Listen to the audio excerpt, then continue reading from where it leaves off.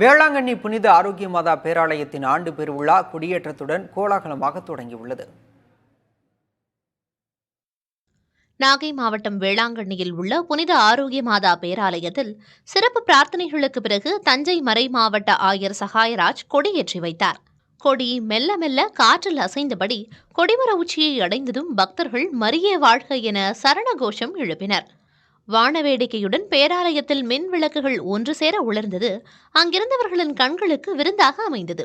இந்த விழாவில் நாகை மாவட்டத்தைச் சேர்ந்தவர்கள் மட்டுமின்றி பல்வேறு மாவட்டங்களில் இருந்து லட்சக்கணக்கான மக்கள் கலந்து கொண்டனர். விழாவின் முக்கிய நிகழ்வான திருத்தேர் பவனி செப்டம்பர் 7ஆம் தேதி நடைபெறுகிறது.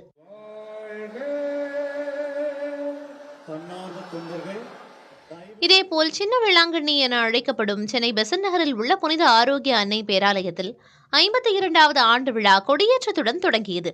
சென்னை மயிலை உயர் மறை மாவட்ட பேராயர் ஜார்ஜ் அந்தோணிசாமி விழாவில் தலைமை வகித்து 72 அடி உயர வெண்கல கொடிக்கம்பத்தில் கொடியை ஏற்றி வைத்தார்.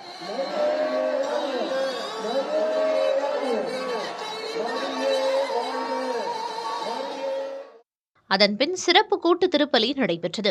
கொடியேற்ற விழாவில் பக்தர்கள் கூட்டம் அலைமோதிய நிலையில் பாதுகாப்பு பணிகளில் 1000க்கும் மேற்பட்ட காவலர்கள் ஈடுபட்டனர்.